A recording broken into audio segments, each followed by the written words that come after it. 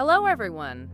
Welcome to another episode of Deep Dive Podcast. Hope you are doing well and taking good care of yourself. We go beyond the headlines and uncover the truth behind real stories, real crimes, and real consequences. Let's move towards today's topic.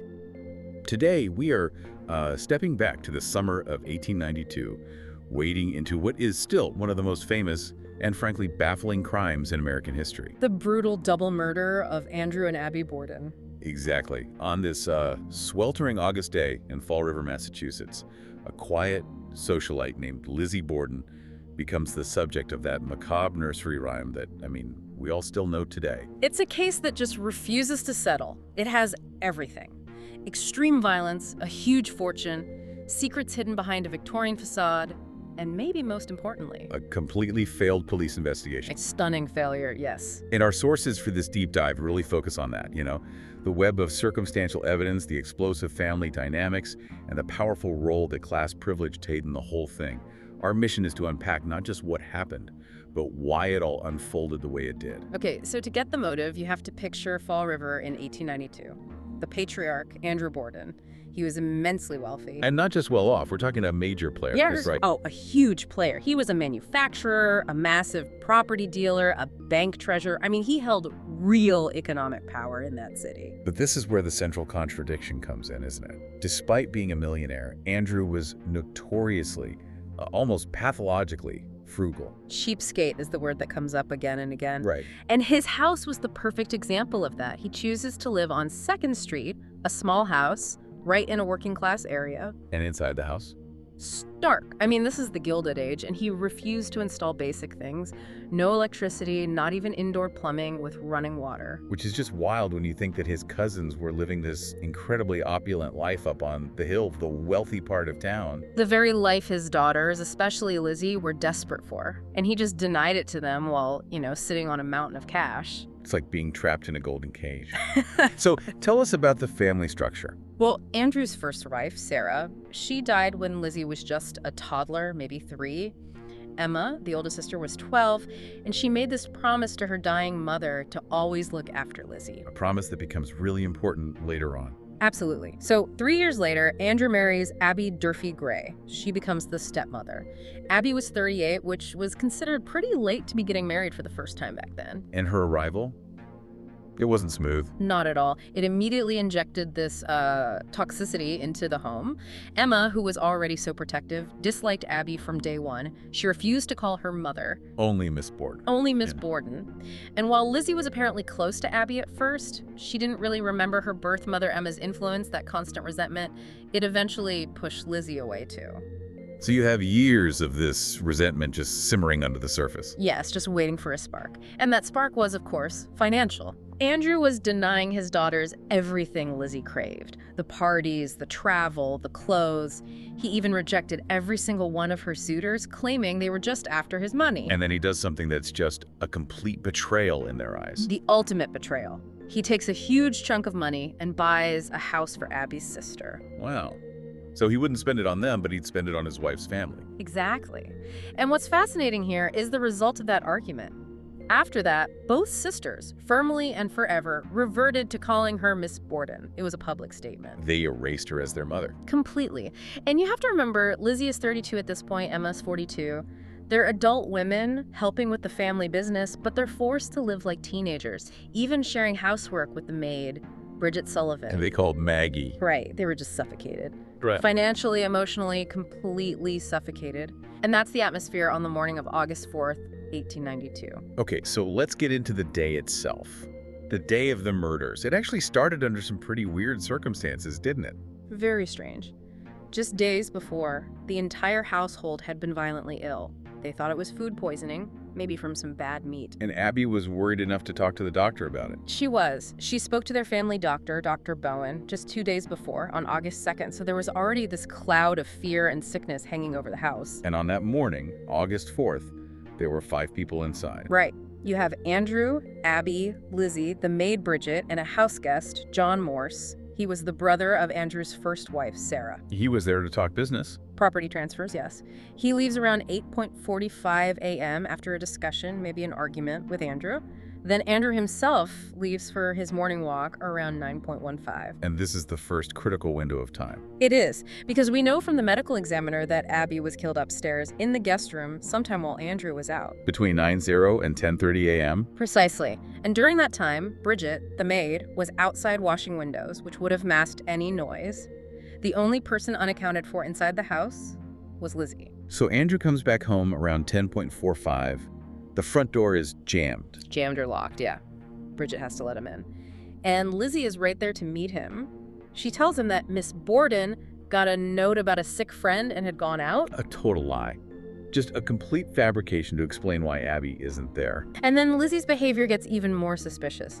Bridget is done with her work. She goes upstairs to her attic room to rest around 10:50.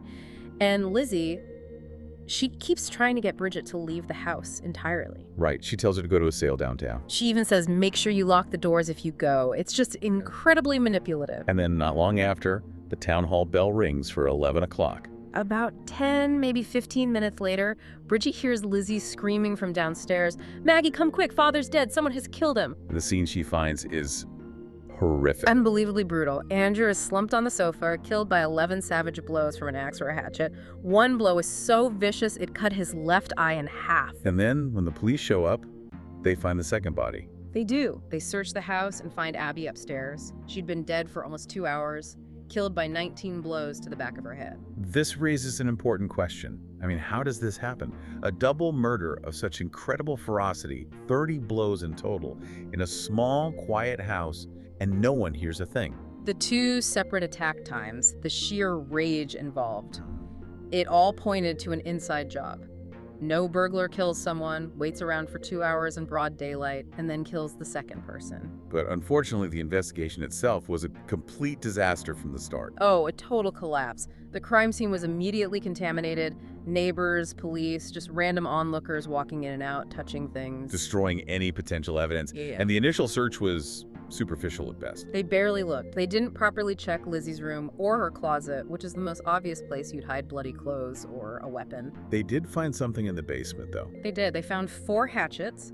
One of them had a broken handle, and it was covered in ash, as if someone had tried to clean it or make it look old. But forensics back then were not what they are today. Not even close. They couldn't prove it was human blood on the hatchet head, so the defense just dismissed it. But that missing handle was always suspicious. And then there's the really bizarre incident with a bucket of bloody clothes. The police find this bucket, and it's full of what look like blood-soaked rags. When they ask Lizzie about it, she just calmly says they're from her menstrual cycle. She basically used Victorian taboos as a weapon against them. It was a masterstroke. The idea of discussing menstruation with a woman for these male police officers in 1892, it was unthinkable. They were so embarrassed, they just dropped the subject immediately. Crucial evidence just ignored. And when you look at the wounds, the sheer brutality of it, Yeah. it screams personal hatred. This wasn't random. No, this was rage. And Lizzie's behavior, her testimony, it was a mess. They called her inquest testimony a mess of contradictions. Her alibi kept changing. First, she was in the barn looking for fishing sinkers. Where they found no footprints in the dust. Then she was in the dining room, then the kitchen. It was all over the place. And her demeanor was just chilling. She was calm, composed, no tears. And she corrected the officer who called Abby her mother. She is my stepmother. Cold as ice. And then there's the blue dress. A witness, Alice Russell, saw Lizzie burning a blue dress on the stove 3 days after the murders. Lizzie claimed it was stained with paint. But the prosecution argued pretty convincingly that this was the dress she wore during the attacks. So the prosecution's case is built on all of this, but it's all circumstantial. They have motive, the money, and opportunity, but no murder weapon, no bloody clothes. Right. But the defense team, which was led by a former governor of Massachusetts, they played their hand brilliantly. Here's where it gets really interesting, because they don't fight the facts so much as they fight the perception. Exactly. They put Lizzie on the stand dressed in modest black, with a corset, fanning herself. They paint this picture of a gentle, religious, Sunday school teaching woman. The perfect Victorian lady. And then they have the skulls of her father and stepmother brought into the courtroom. And Lizzie promptly faints. A dramatic faint. And the defense jumps on it, see? She's too delicate, too fragile to even look at this horror, let alone commit it. They play the woman card to perfection. It was their core strategy. They argued that a fragile 5'3" woman was physically incapable of delivering 30 savage axe blows.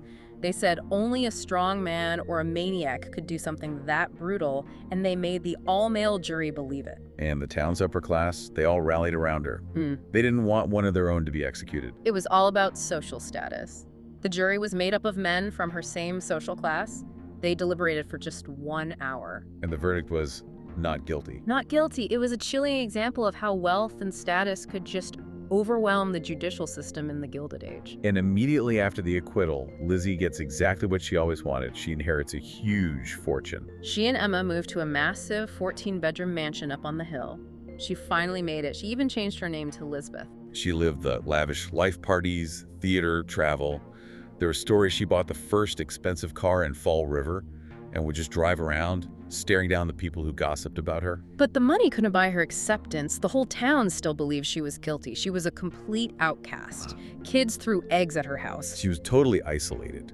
And that isolation eventually drove away the last person she had. Her sister, Emma. Lizzie threw a party for an actress friend, Nance O'Neill, and she and Emma had a huge fight about it. Emma just packed her bags and left. She never saw Lizzie again. And the secrets kept coming out, even decades later. They did. Bridget Sullivan, the maid, confessed to a friend on her deathbed that she had lied in court to protect Lizzie. Well, So Lizzie died alone in 1927 from pneumonia. And in this final strange twist, Emma died just 9 days later. Not a single person came to Lizzie's funeral. and she left her money to an animal rescue and for the upkeep of her father's grave. If we connect this to the bigger picture, the case is technically unsolved, but it's really a powerful commentary on class, gender, and justice in that era. The Borden House is a tourist attraction now, a bed and breakfast. People are still fascinated by this failure of the system. It was a trial of motive and opportunity, but it was undone by the limits of science and the power of social prejudice. Absolutely. So what does this all mean? We have to ask. Given that Lizzie, Emma, and Bridget all lied in court, and given the extreme brutality that the defense argued only a man could commit, did the true killer just get away with it? Or was Lizzie's fate a different kind of punishment? This life sentence of isolation, shunned by the very society she wanted to join. She became Lizzie Borden, the woman everyone knew was guilty, but no one could touch. Something to think about. This was all for today. Stay happy, stay safe, comment your views down below, and don't forget to like, share, and subscribe to our channel. See you next time with another story in Deep Dive.